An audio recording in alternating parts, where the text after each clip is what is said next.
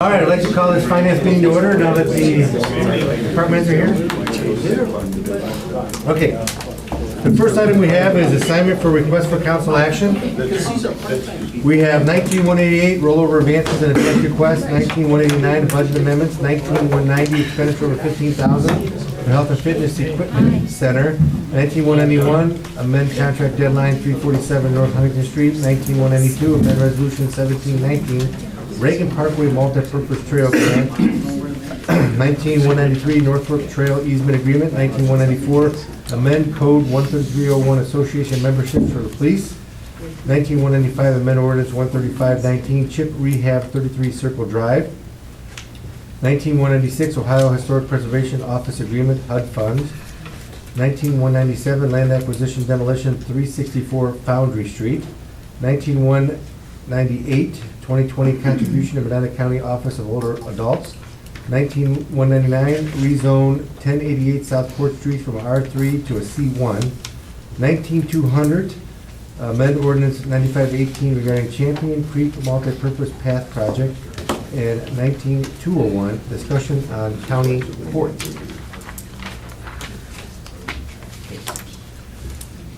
Second one we have is 19-188 rollover of outstanding advances and advance request. There are a number of advances here we're rolling over. Some of them date back a number of years. We are paying those off over time. Advances, as you know, are loans from one fund to another fund. I mean, I can go through these individually if you want me to, but they're all listed there. So the question is, just to follow up, this is only part of the rollover in the general fund of 2.4 million. Now, our total in the general fund is over 5 million. It's between 5 and 6 outstanding. And yeah, this is part of it. So just so everybody knows, we talked about it a lot during budgeting. We have about $5 million in the general fund that are going to be, we advance the money for grants, and then the grants come in, we pay it off. So there's $5 million. We look at the general fund balances, and I know everybody watches it closely. There's $5 million that'll say we have, but we really don't have that, because we put that out to. It's the other way around. I mean, it doesn't show on the cash balance. It doesn't show on the cash balance But it will fund. come back eventually. But we have $5 million that'll come back, and we don't know when. It depends on when the grants come, but it's in the next probably year to 4 or 5 years, depending on how those grants trickle in. And most of the grants, as long as it's stable in terms of what amount of grants we get, they will come back, but there'll be another one that will be out. So it's just constant. But if we don't take advantage of the grants, then we don't have sharing of funds, and that doesn't really help the city. So that's about 5 million, and we've been around 5 million pretty consistently, I think, 4 to 5 million. And we bring these back annually because the auditor's office, the state auditor's office says that in order for they will convert an advance to a transfer if it's not repaid, or if council does not show, again, that they intend to repay. Their definition is an advance as long as council has the ability and intent to repay it. So by bringing this back once a year, we're reaffirming your intent to repay. Yes. So on the older ones, that's why we have to roll them every year. If we don't, the auditor's office converts them to transfers, and then it's over.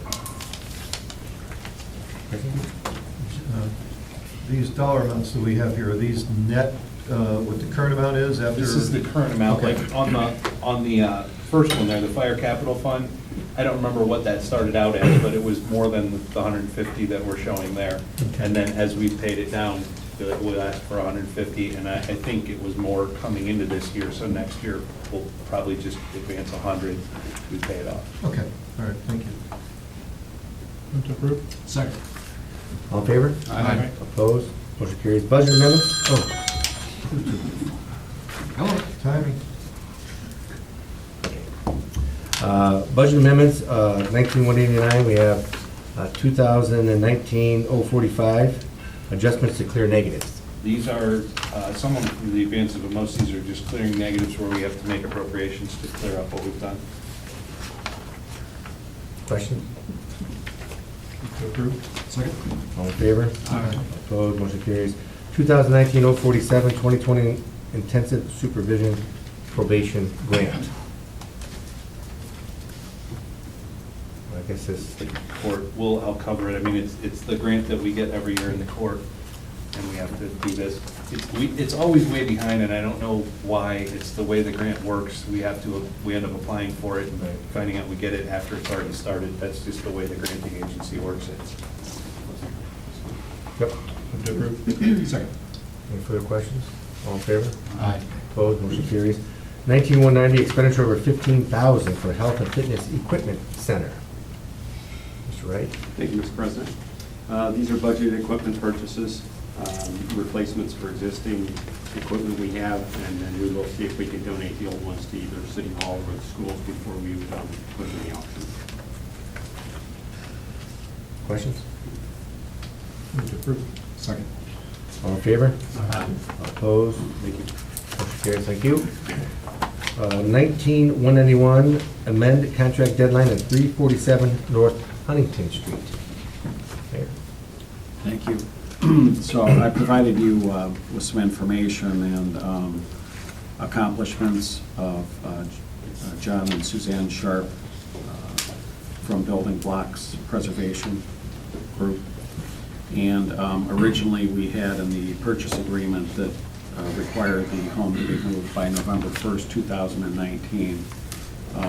There were some deadlines and some setbacks with both the utility companies as well as the moving company, as you'll see by the information that's provided with it. So it looks to me like it's on the right track to be moved over to the new lot on Friendship Street. And I would respectfully ask the council to consider moving the deadline from November 1st, which is unattainable at this point, to November 30th, 2019.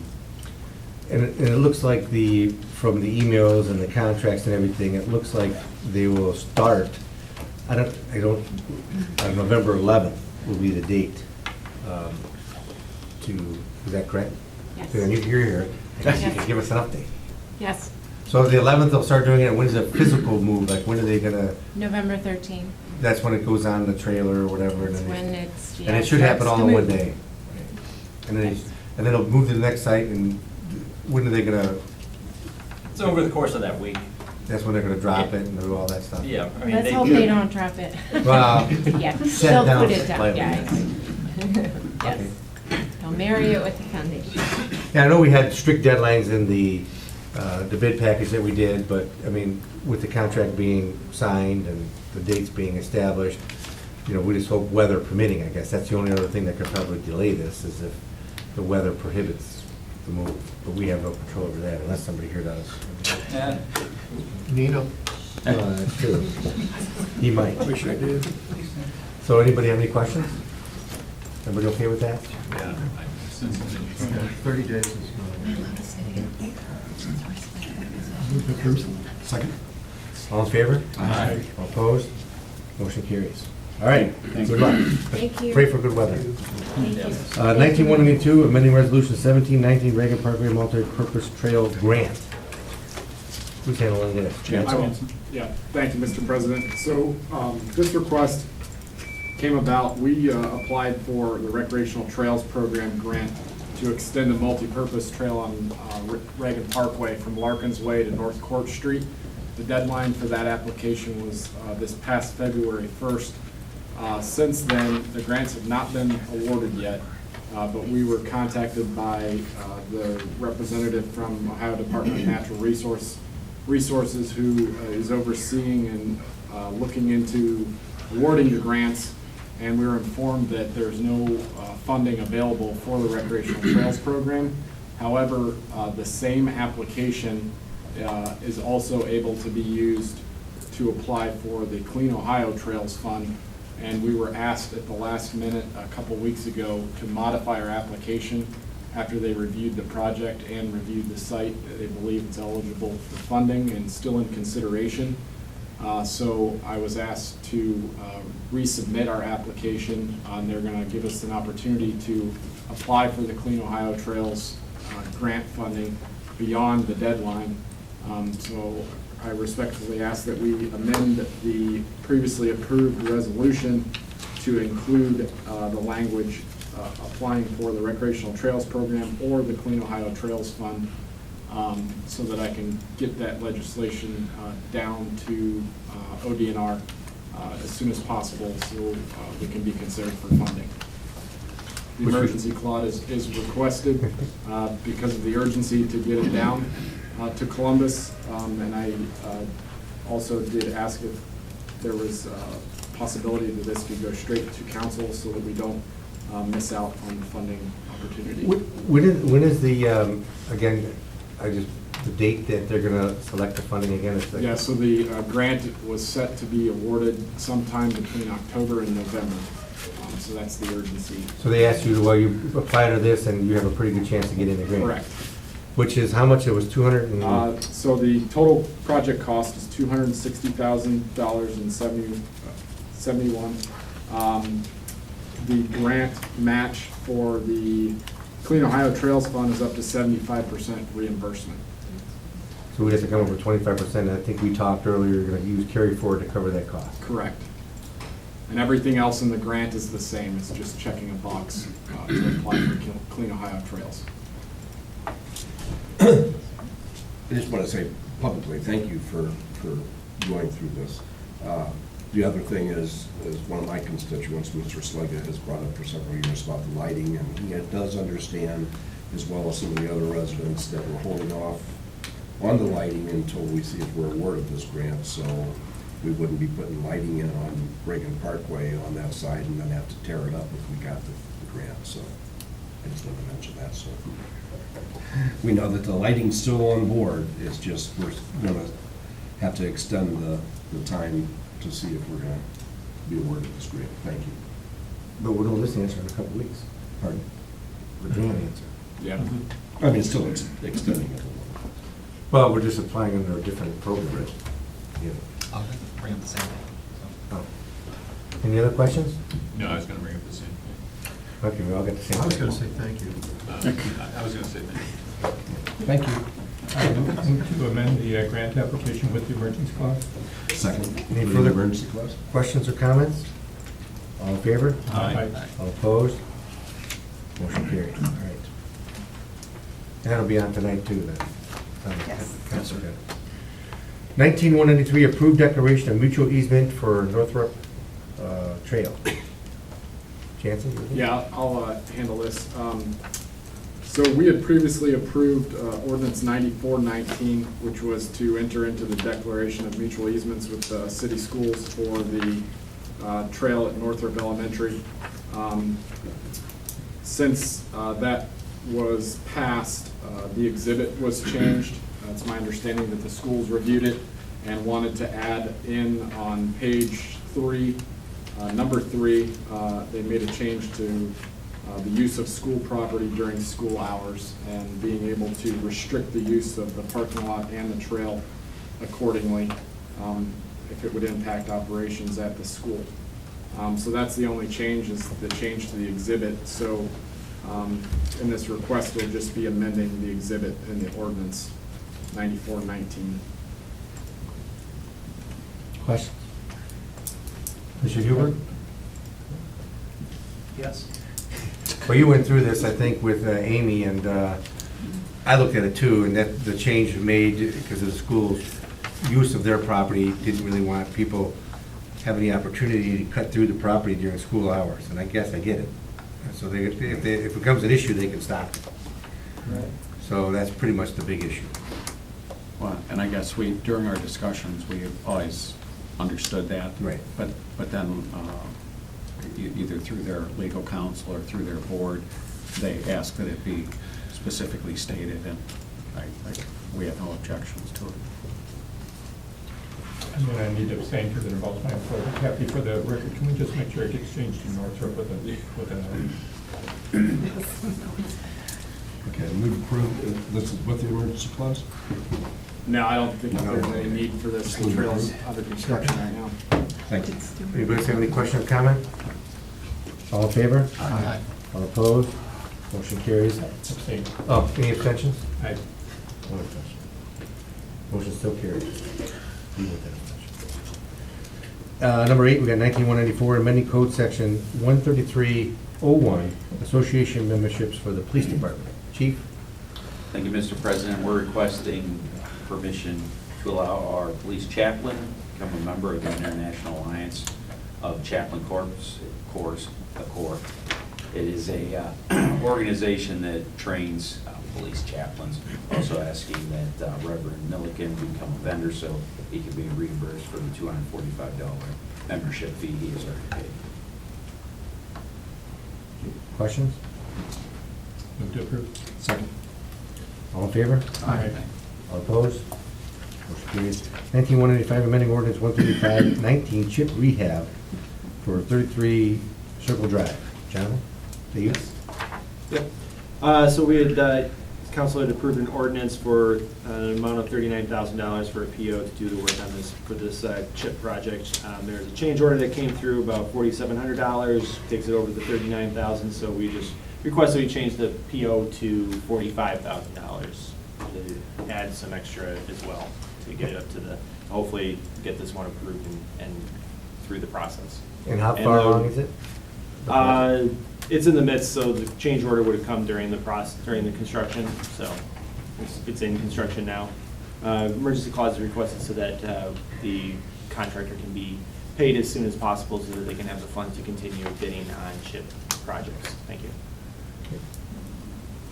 Questions? Move to approve with the emergency clause. Second, including emergency clause?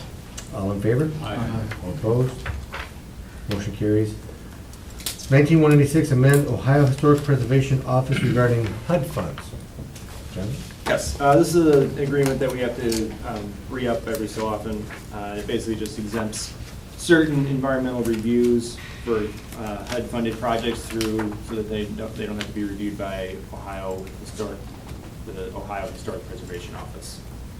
And this would be good for the next cycle, which starts in 2020. And when's the last time that we say we approved this? Was that 2 years ago? Yeah, I believe so, yep. Every 2 years we have to re-implement it. Yep. Questions? Move to approve. Second. All in favor? Aye. All opposed? Motion carries. 19-187, land acquisition and demolition, 364 Foundry Street. Mayor?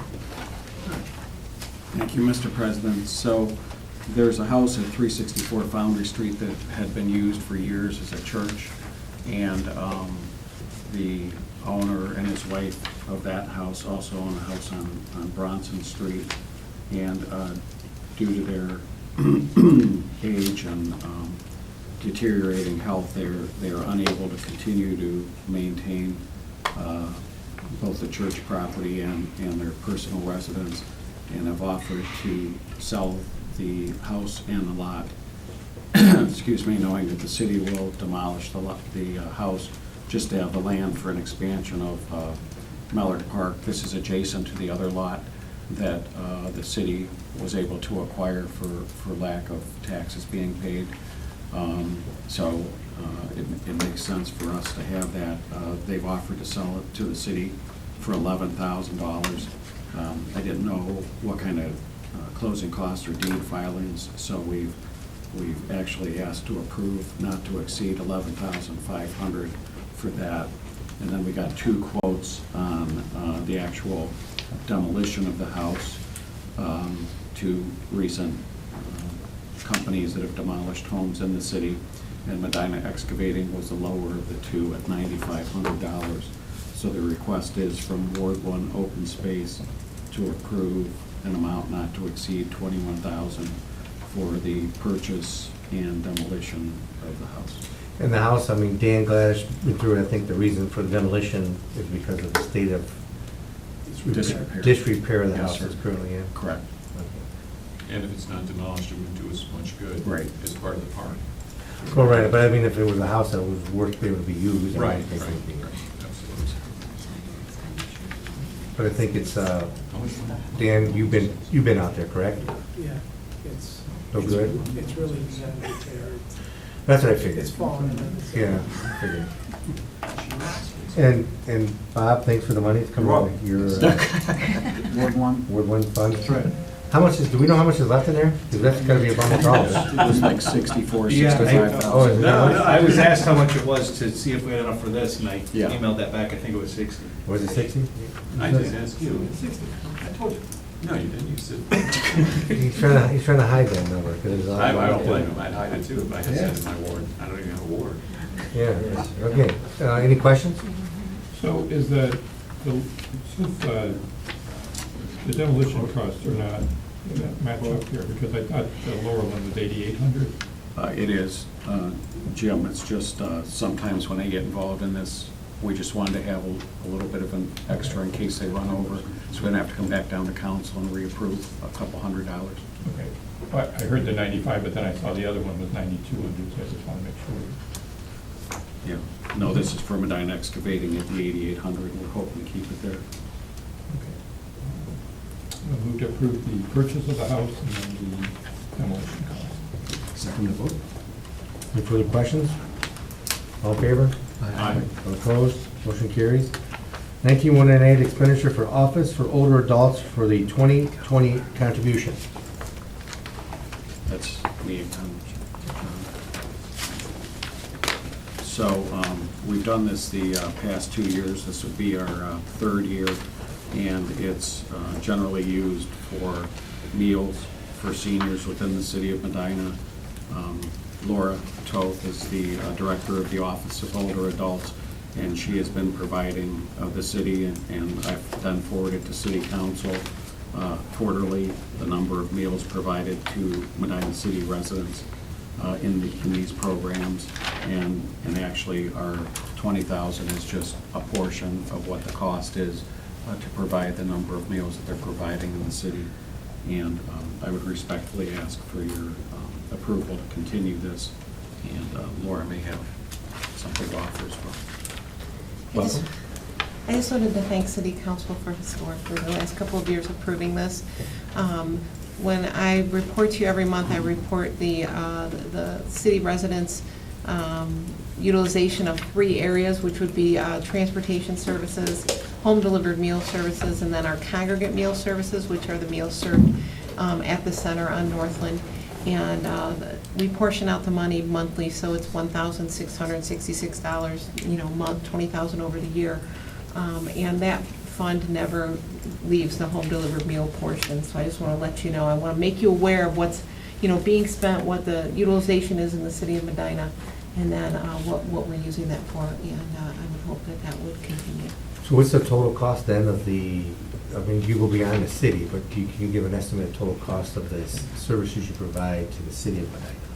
Sure. The services, so with the 20,000 that was provided, I don't have the sheets in front of me. I'm sorry, they're sitting on my printer. But I believe the cost for the city over the entire year is in this around $60,000. I think it pays about a third of those services. I would just like to say thank you for what you do for one. It's such an important issue to be provided for our seniors. But again, through the mayor and yourself providing the updates every month, it's just, we're amazed that every time we look at that, we realize that how it's being utilized, and we're so grateful to you and your organization. Those numbers have actually helped me throughout the county, so I want to thank you, because I'm breaking it down for 17 areas, and I could, show everybody. It's very interesting, even though it's a bit time consuming because I don't have a program for it. It's very worthwhile, so I think it's worked out well. Thank you. Thank you, Mr. President. Hi, Laura. Hi. Thank you for all you do. I appreciate the reports. I do have one question with regard to the levy that's coming on. How are you going to participate in it? How's that going to impact your program, if at all? Yeah, the issue 11 is the Correct. Human Services Levy, so that is we have partnered with the Adam Board and Job and Family Services, our Children's Services Division. We have a 1 mil levy on the ballot next week, November 5th. So that will add to the funding that we get. So we will have dedicated funding for seniors in Medina County. We're one of about 8 counties in Ohio that have no dedicated funding for senior services. So that may it will absolutely boost the money that we have to provide services within the city of Medina and within all of Medina County. So it is my hope that this could possibly be the last time we have to request something like this.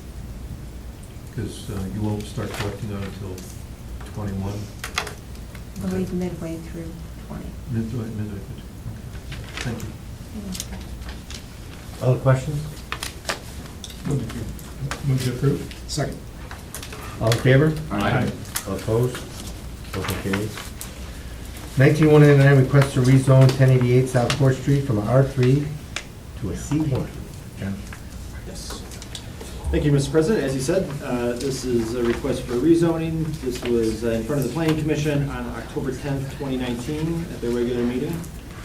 It is a request at 1088 South Court Street to rezone the property from R3 high-density residential to C1 local commercial. On October 10th, the applicant requested the rezoning. After reviewing the applicant's request, staff's analysis, and the Planning Commission did not recommend the requested rezoning to City Council, as a motion to recommend approval failed by a 1-4 vote. So in your packet, you have the October 10th staff report and packet, the Planning Commission recommendation resolution, and the October 10th draft minutes for case 1919.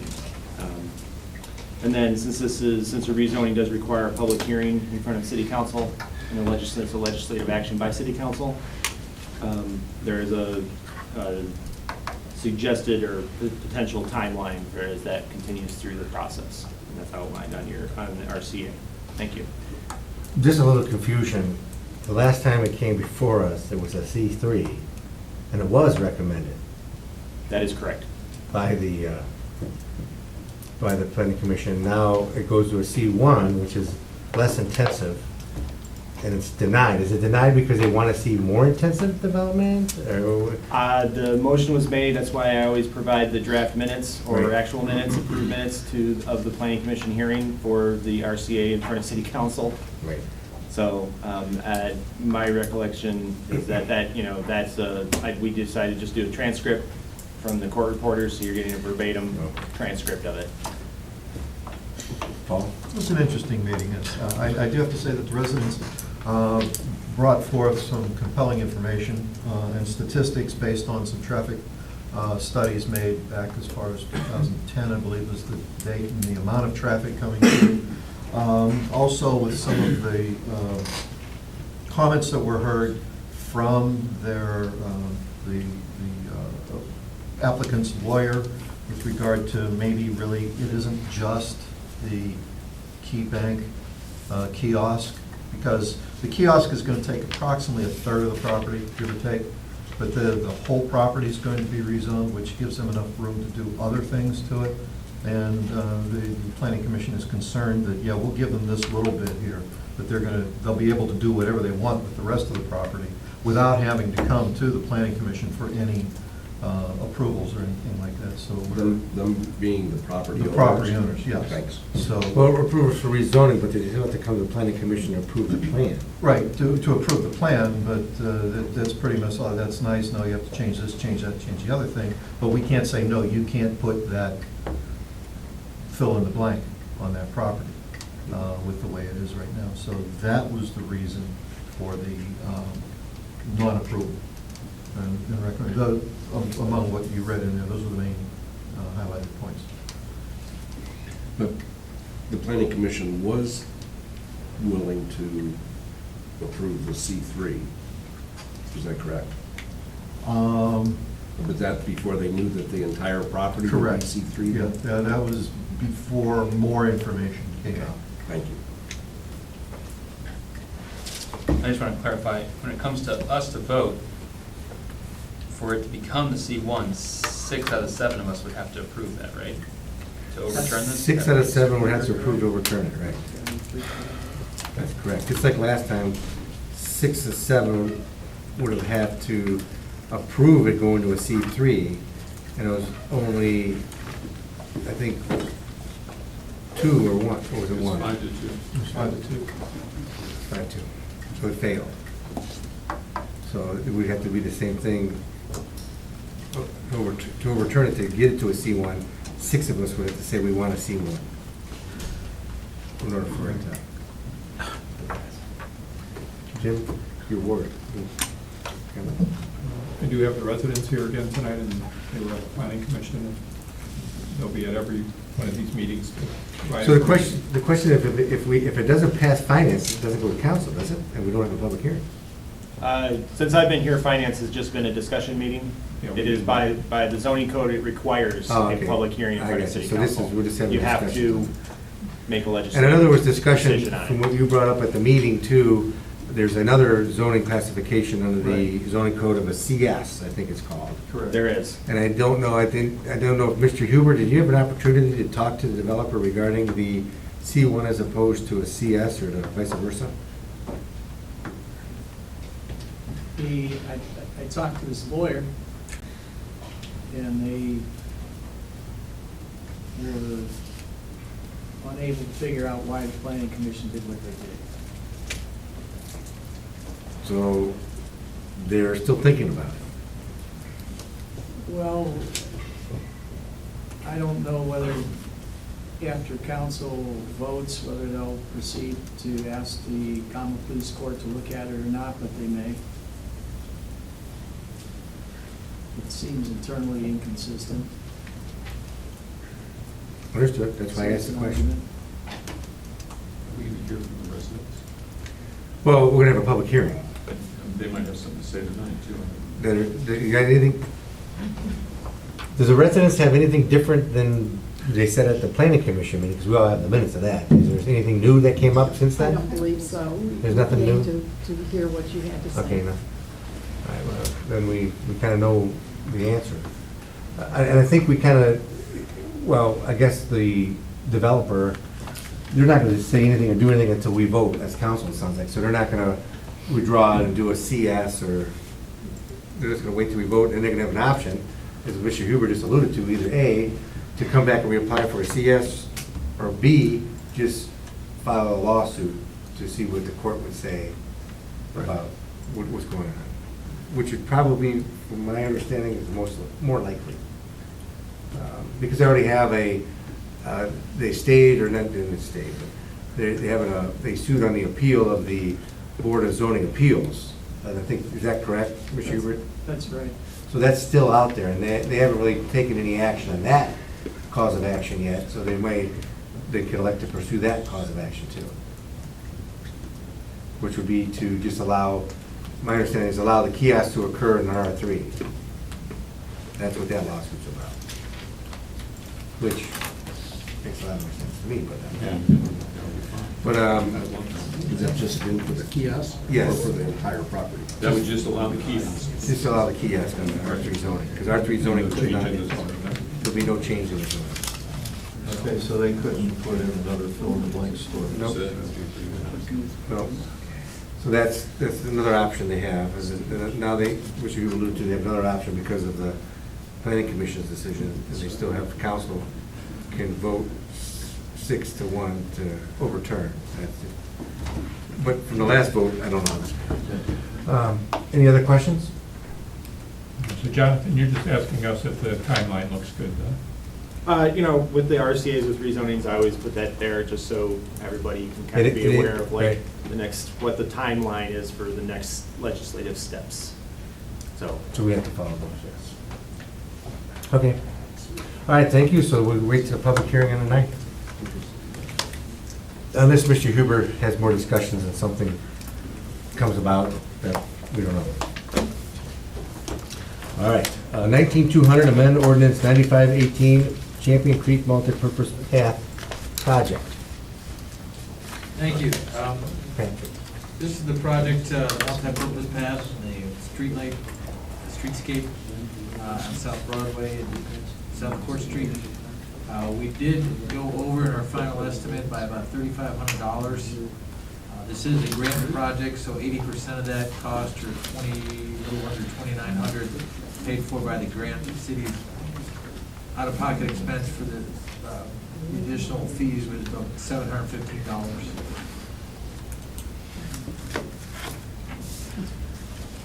So that's coming out of the street capital and water capital improvements fund. Correct.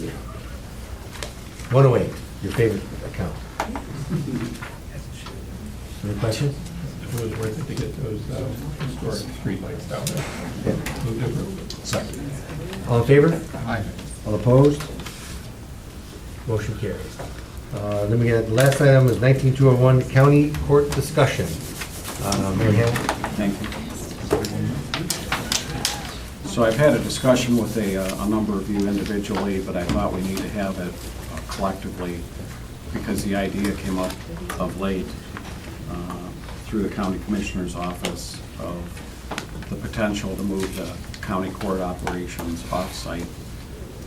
Some of you were on council back at the time when Mayor Lever was in office, and there was a threat to move the county courts off-site, and through some meetings with the city and the state legislators and the county officials, the city agreed to build a parking deck for $3.8 million, and the commissioners agreed to keep the operations on the square.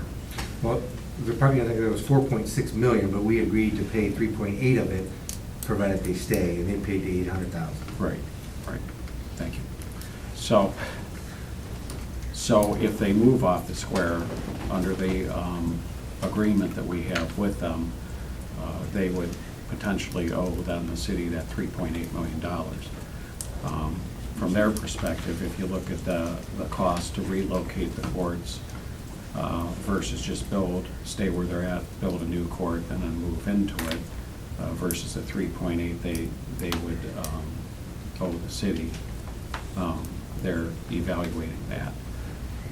I've met individually with 2 of the 3 commissioners and shared with them my concern and a number of your concerns through those individual discussions, because the square vibrancy is critically important on having those operations up there. It's not simply the employees of the courts, but it's the law offices that are where they are around the square and adjacent to the square because of the court's location, as well as the families that come there, the jurors that come there, the people who are testifying, a whole gamut of folks. We have such a good recipe here in the city of Medina that Heritage Ohio uses it as an example across the state of Main Street and the Chamber and the city and the county all working together for the vibrancy of the downtown. And it would only take one decision such as this to move the courts off the square to disrupt that whole recipe that we've worked so hard and committed ourselves to keeping the square as vibrant as we can. In fact, the state thought enough of it that they gave us $1 million in a capital grant to build a second parking deck to support the activities and the vibrancy of the downtown.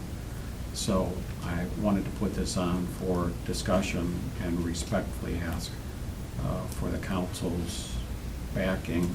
I'm also meeting with Bill Hudson with both Main Street and the Chamber of Commerce to ask for their backing to impress upon the Board of County Commissioners the importance of keeping the courts and all the court operations downtown. Okay, discussion? Well, along the lines that you're talking about, Mayor, I do remember back in, again, the timeline is horrible, but 2004 or 5, when the parking deck was being considered in the courts at that time, we're again talking moving off the square. There was a study done, if I remember, and I don't know the numbers exactly, but it depended on the day that there was anywhere from 100 to 1,100 people that come in and out of the courts every day, and that was 15 years ago or whatever. So I think it is important to keep that footprint on the square. I mean, there's a lot of people that utilize the square other than just the courthouse when they're visiting the courthouse. So I would support keeping the courts where they're at. Well, the bigger question that I think the mayor's asking, what does that mean? I think we all here, sitting here, support that the courts stay on the square. I think we've had numerous letters to the editor, why don't you just move them off? But a lot of people miss what the mayor's alluding to, and what you talked about, miss the importance of the traffic that is generated by having the county courts located on the square, and what void that would be to try to fill if they left. I mean, that's why, if I remember back correctly, I mean, I remember the discussions about the courts moving, and it was moving in the wrong direction. And I remember calling a meeting that, having Bill Batchelder at the meeting, right down here, and he talked about, what are you guys doing? Why would you move? And I think that's what started the impetus of the city getting involved and paying 3.8 of the 4.6 million to build a parking deck, because it was vitally important, even 15 years ago, to make sure that we had the court stay there. And they were so concerned about parking, because they were worried about, well, if we expand, we won't have parking, and they didn't want to pay for that. And we, volunteered to say, we will pay for that, because we understand the economic impact that you have on a downtown area, and we do not want you to move to the location around the jail, which, is on Independence Drive. So we talked about that and put the money up to do that. And I know there was some controversy about it, but it turned out very well. The amount of, the deck is used, during the week, probably not full. We never really expected it when we built the deck to be full, but during the events, that deck is full. And there's people circling like hawks, trying to find a spot. And sometimes I think the last one I came through was the Art in the Park. And I did the mistake of pulling into the deck to try to find a parking spot. And the aisles were full, and it was a standstill. So I found a way out as quick as I could, because there was nothing. There was no parking available at all. And there's 360 spaces in that deck. So that just tells you how many people, if we didn't have the deck, where would those 360, I think there was like maybe 150 surface spaces that were taken up. Where would all those people go?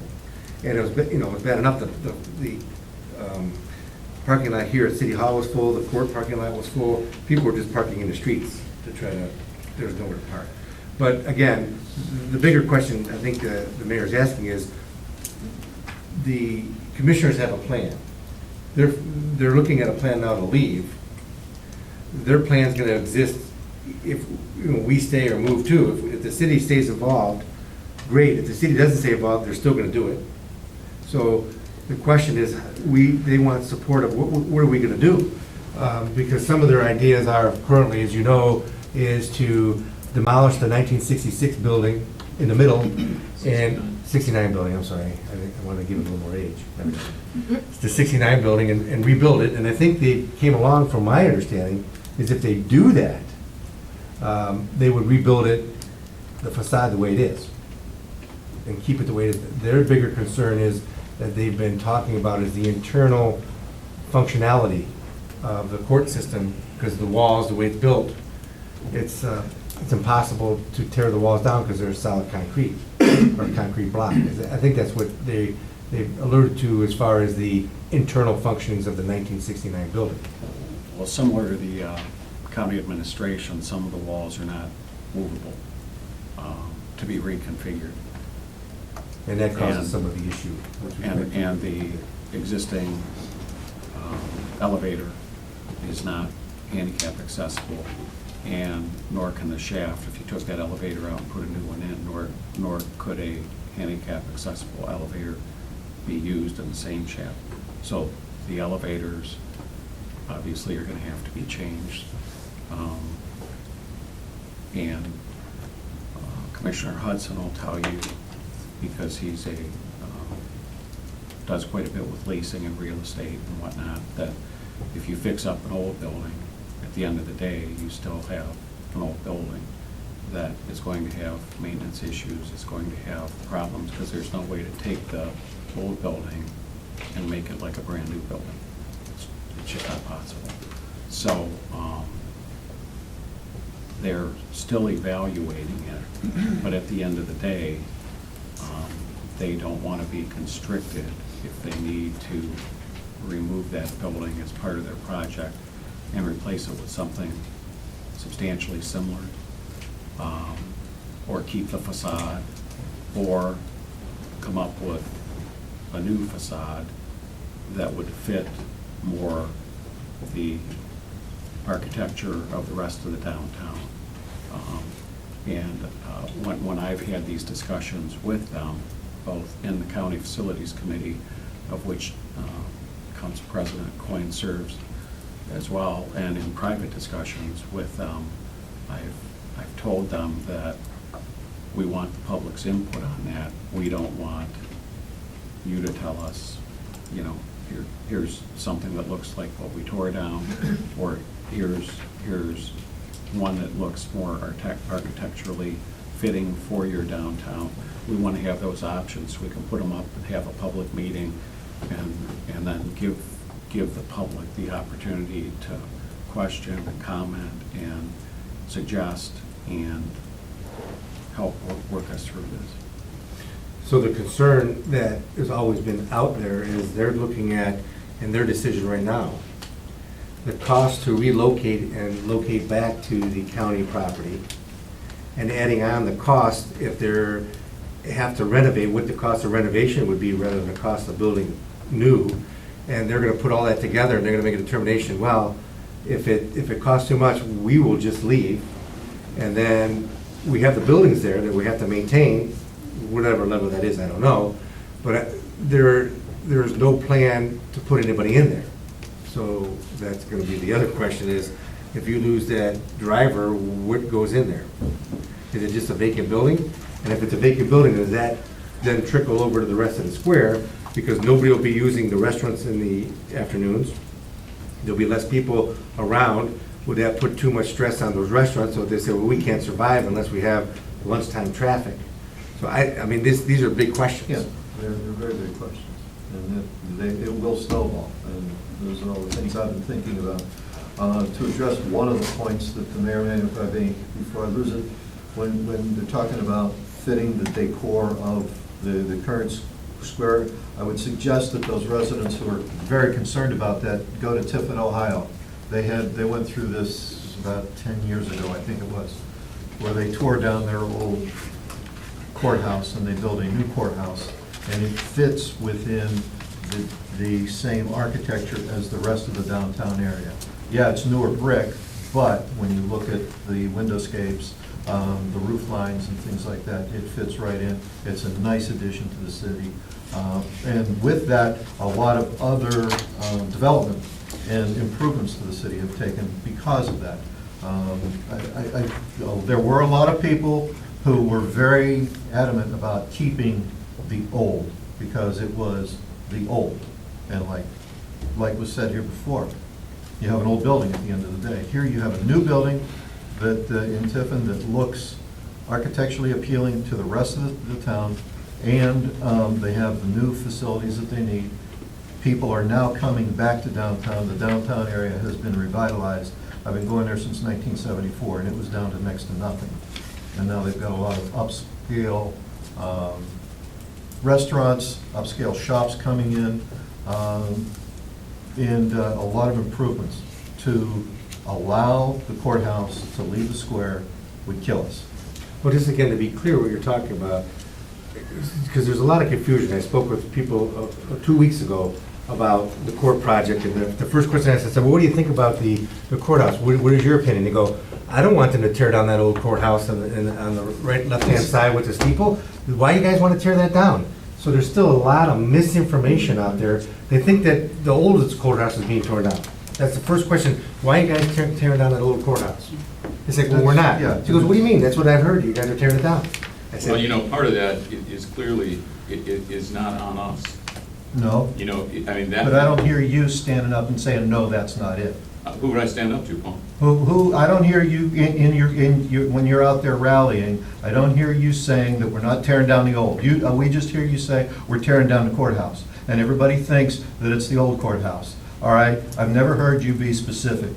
Well, you know what? I won't have you write a speech for me either. But here's the project, the county, this is a county project, you know, Yes. with us or without us, this is primarily a county project. And while I agree with, you know, particularly the word vibrant, I mean, it is the county's operation on this, in the historic district is of absolute importance to the economy, and the continuing economy of the square. What isn't accurate is that you cannot retrofit an old building, because the saying it will always be old, because you don't have to go out of town or out of state or out of the country, you can just look around the square. All those buildings have been retrofitted, and a number of them have elevators. And to me, none of this is particularly really the issue. The issue is that there has to be some kind of a working arrangement of trust with the county, who is really the driver of this, and some level of involvement of the city that can participate with the county, so that we can come to a good end. You know, this cannot be like what they're saying now, which I think is maybe partly true, but I think it's the same kind of threat they made last time we built the parking deck, is for leverage. You know, this isn't like it's either this or it's not, or it's either this or it's not. There has to be, you know, you have to find a balance. So to find a balance of what's compatible and what works for the square and what works for the county court system, that has to be doable. There has to be a pragmatic way to work this out. And the idea of the reuse of the building, it isn't about an older building can't be reused. It really is about money. And money, of course, is a huge part of this issue. And as we talked, I think after the last meeting, I'm not sure if it was a public meeting or not, like you and I. If not, we shouldn't talk about it. No, but I mean, you and I talked after a meeting, we Yes, sir. discussed the same thing. We have to find a way to deal with that 1969 courthouse building, whether it, you know, would be great if it could be reused, that would be ideal. And then if it can't, can you save the front, or can you recreate the front? You know, to me, it's simply, it's like a negotiation, you know. First of all, you're in an historic district, so it's never made a lot of sense to me for someone to think, okay, I'm gonna come into an historic district, and the first thing out the box is a rendering of buildings that tear down part of the historic district. That's a pretty unwarranted start to this thing. But there needs to be a way to work out so the county gets what they want and the city gets what they want. But most preservationists, historic preservationists, you don't want to rebuild. You don't want to then take down that 1969 courthouse and then build something that looks like a Victorian courthouse, because it isn't Victorian. Those buildings were built for their time. You know, it's one thing to mimic some sort of architectural form that fits with the Victorian buildings in the square for some minor buildings, some apartments or something like that don't have all the detail of that Victorian period. But you don't imitate a period of time when it's not it's not this time. So that new courthouse would have to blend, and most architects I've talked to said you would simply want to build something that would, if you can't recreate the front, you want to build something that just blends in with, so that it doesn't take away from the other buildings that truly are part of the historic district, because they are old, they are part of our history. But the idea that, okay, I'm not getting what I want, so I'm going to pull out, whether that's a threat or whether that's a reality, that has to be dealt with as if it is a reality, because the impact on the square would be so severe. And you can find communities all over the country where courthouses, for one reason or another, or county operations have pulled out because it is, you know, it's too crowded, they don't have parking for whatever reason. And most of those downtowns feel that impact. We might not feel it quite as severely because we have so much going on, but it would be a huge, huge loss. So, you know, as I said a couple weeks ago, what we talk about, I think with the county has to be in that, it has to be in that scope, that, you know, we want it to succeed for the county, and we are willing to discuss what it is that the county needs to do and what they can do within their ability to finance and to pay for it. But then we want to have some say in the outcome of that, because like if they leave, it's bad for us. If they build something that detracts from the square, that's not good for us either. And I think we can achieve all those things, but there has to be some better level of trust and a commitment that we're working toward this goal, kind of like how we work here. Not, well, I suddenly reached a point where I'm pulling out. Well, I think the impetus of the county looking at what I'll call the new options has to deal with all about money, as you mentioned. It has to deal with the cost, because if they feel like they're gonna be forced to have to renovate the existing 69 building, and the cost of that is estimated to be, I think there was discussions, they showed the different costs, and I'm just giving, I don't wanna say this is hearsay, but I haven't heard it directly from the architect, but I thought it was around $2.6 million additional. If they tore the building down in the middle and rebuilt it, it would be $2.6 million less than trying to gut the whole inside, redo all the walls, and do everything of the current 69 building. So if you take that number and add it to the moving cost, that is over the cost of paying us, $3.8 million. So these are the things we have to really think about, because if they were being fiscally responsible at the county, they would look at this and say, well, you know, let's look at this closer and see how we're gonna save money. Remember, we're all taxpayers too. We are members of the county, and sometimes that gets lost. The cities are members of the county, are we not? So we contribute to this, we vote for the commissioners, so we're involved in it. But I do believe that we have to look at this, and we have to look at the back part of the old 1880, what was it? It's the turn of the century, 1900, not this century though. Right. Yeah, it's like 19-something. But the older part, the windows on the Liberty side, I would rather see them look more towards the 1800 building, because they're just, they don't have the sandstone around. That doesn't look good to me. I would rather see it look more apart. But when you build things, they are part of a time.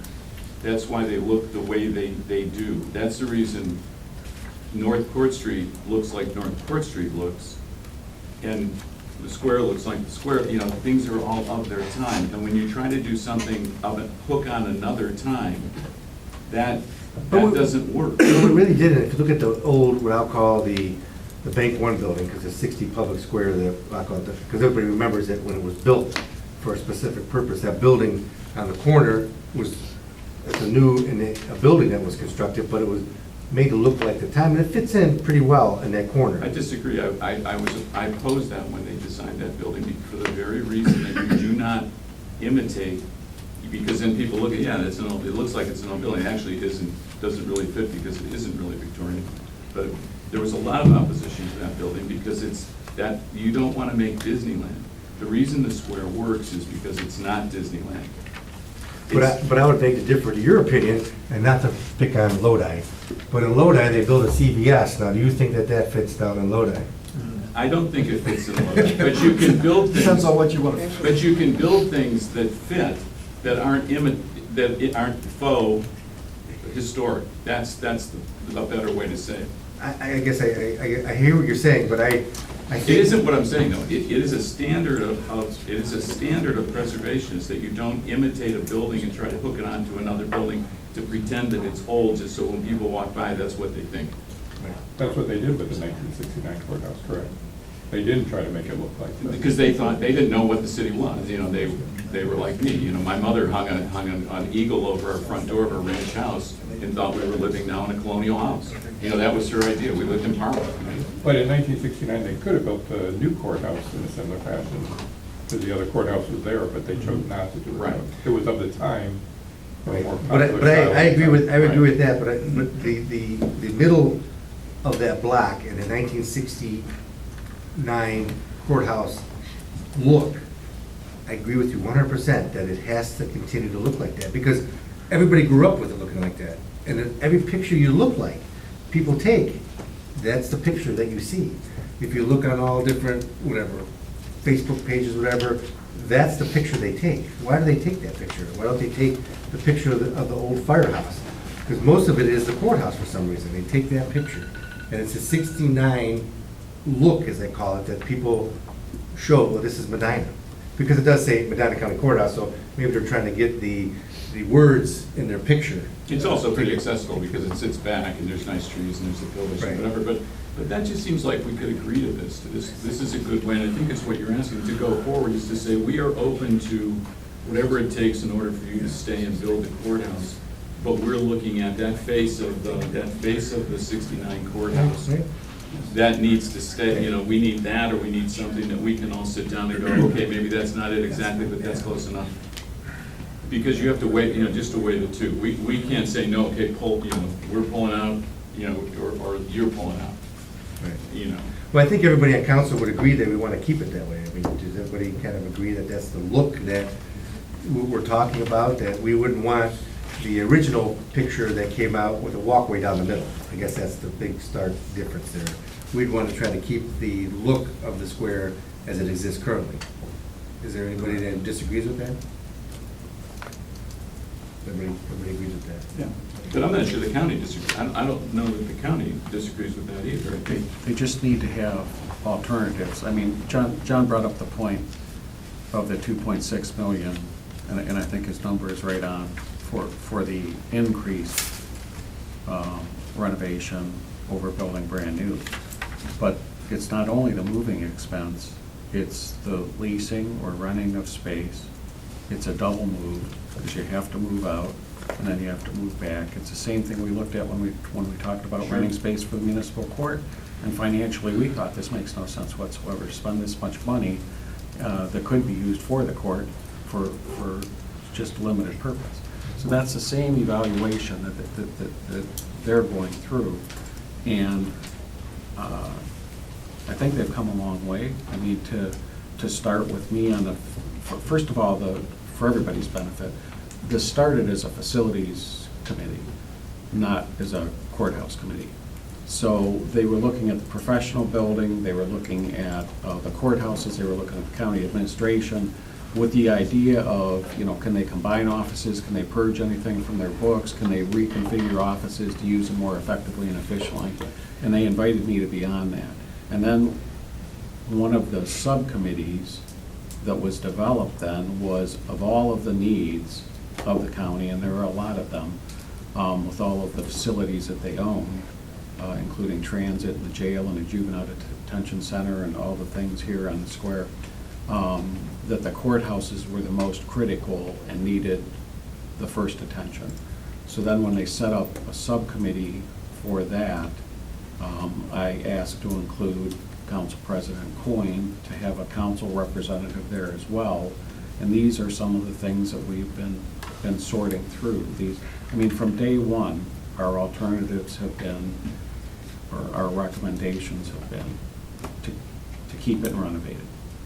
And if that's not architecturally or fiscally possible, to keep the facade as it is. And if that's not architecturally or fiscally responsible, then to create a new front that looks substantially similar. And it was only their recommendation that if we could come up with another alternative, would you all at least be willing to look at it? And I said, in addition to these other things, but not instead of. We don't want only one option, and say, how do you like it? So I think as long as we keep working with them, and I've made it very clear to them, because we don't have it sorted out amongst ourselves yet, until we can have some more discussions with the judge. But I told them, with or without the city, the need is to keep the courts on the square. We may be involved, we may not be involved, but that doesn't change the fact that we need to keep the courthouses on the square. And I think as long as they understand that we're committed to that and willing to work with them, as Bill was saying here, and they're not unreasonable people, you know, that we can come to a positive resolution. I mean, Mr. Huber can give, I know a number of the council members that have been here for a while, but he was in Canton at the time that they moved the courthouses off the square down there, and it was exactly the scenario that I've warned about here is why would the attorney's offices all be on the square if the courts aren't here anymore? There's no reason to stay. There's no reason to pay those amounts of rent. So pretty soon, they start to move away. And then, you know, along them goes all the staff that assists them. And then pretty soon, you know, the businesses and everything else are suffering. So now we've got closed storefronts versus 100% occupancy. And, you know, it's just a snowball that once it starts rolling. And there's a commissioner that's pushing pretty hard because she feels that it should move off the square. She thinks right now that's the most economical thing for the county to do. And I'm talking very hard to the other two who are still feel strongly that the courts belong and the city in our relationship with them feels very emphatically that it has to stay on the square. Obviously, everybody wants the courts to stay on the square. That's imperative, I think, in all this, the bottom line. But like you say, we're all citizens, we're all residents, and some of the things we're seeing and hearing, it seems like we're drawing a line in the sand to the county saying, we're keeping this courthouse or the deal is done. And we don't want that to happen. We don't want that to be the message, either individually, or I think, personally speaking, I don't want them to get that message that, you know, there's only two options, keep the 69 courthouse or we're done. So I don't want that message to be going out, and I think that's important. And I think the mayor can convey that to the commissioners, at least the two that, you know, are still considering it, because it is gonna come down to a cost issue, as most decisions do. That's all about the money and where the money's gonna come from. But you're right, I mean, if we could keep the look of the square and keep the vision that everybody has in Medina, what the square looks like, that is what we want to do. That entails a building that's rebuilt, that looks exactly like it, and it keeps them here. My opinion is, that's good, because the economic impact that they have, not only today, but 50 to 100 years from now, that is going to be a decision that they look back on and say, you know what, we made the right decision, because we could have been a totally different community without them. One of the commissioner that wants to leave, one of the things she keeps saying is they could put a hotel in there instead. And I think that's something that keeps coming up to me when people talk about it, like, oh, that'd be a great idea to have a hotel downtown.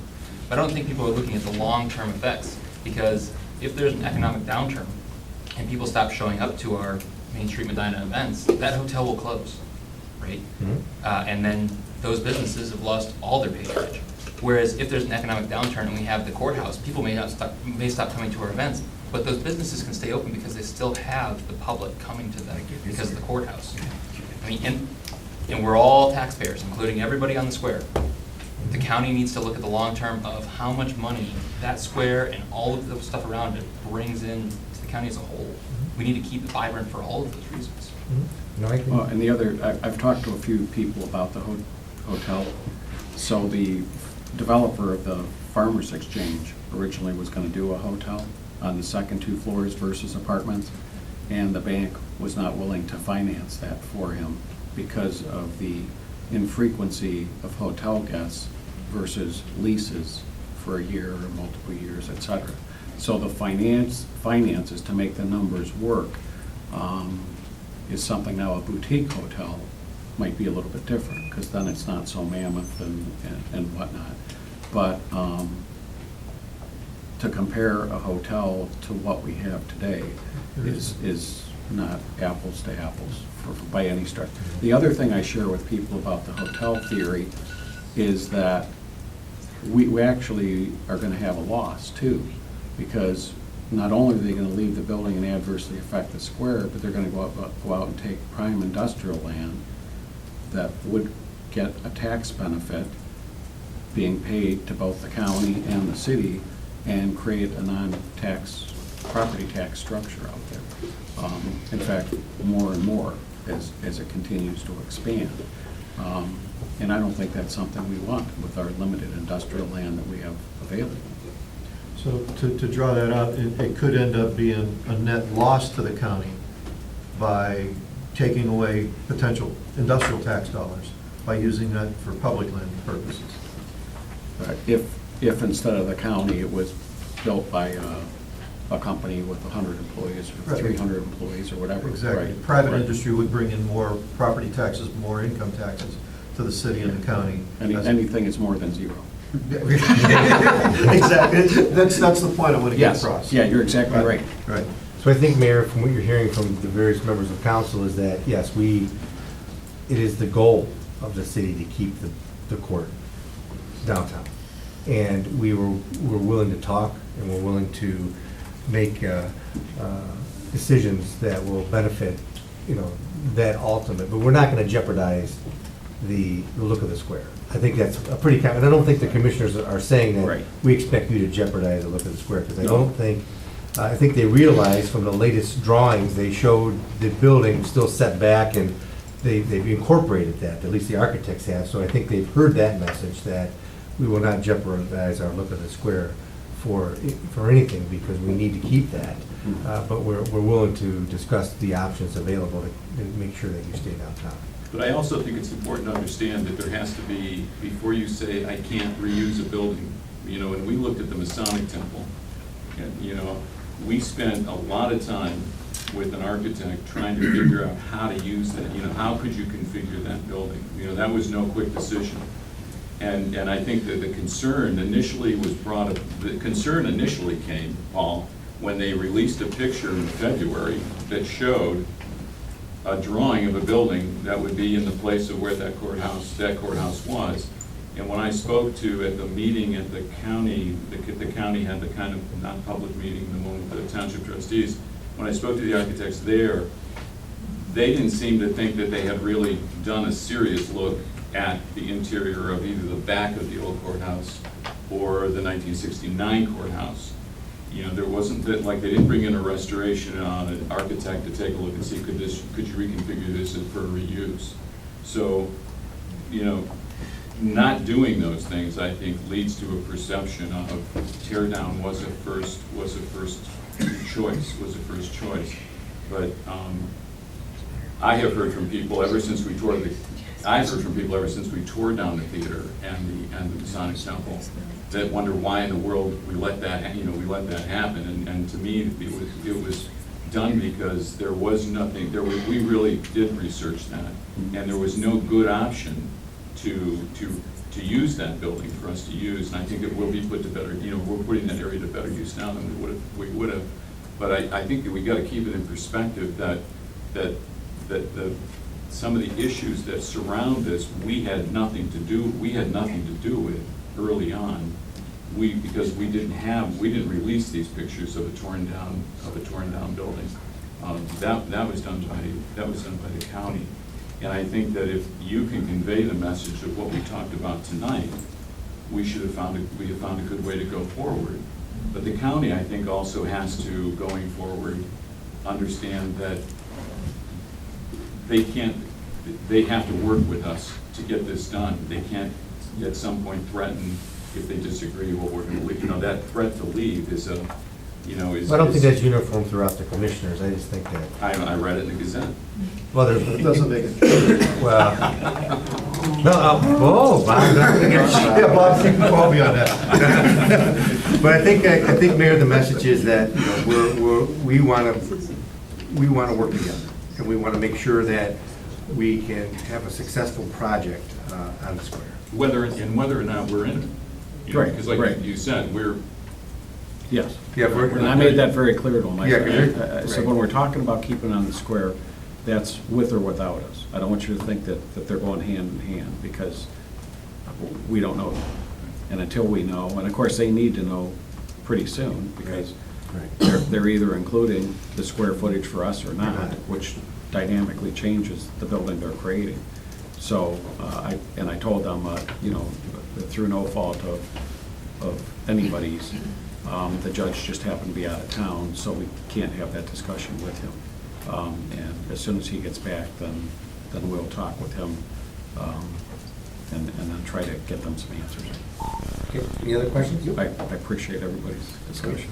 Thank you. So now we have to go to executive session. Make a motion at 6:43 PM to go into executive session for conference with the law director of the city concerning lawsuits involving the city that are subject to pending or active litigation, that includes the mayor, the law director. Anybody other than the mayor and the law director?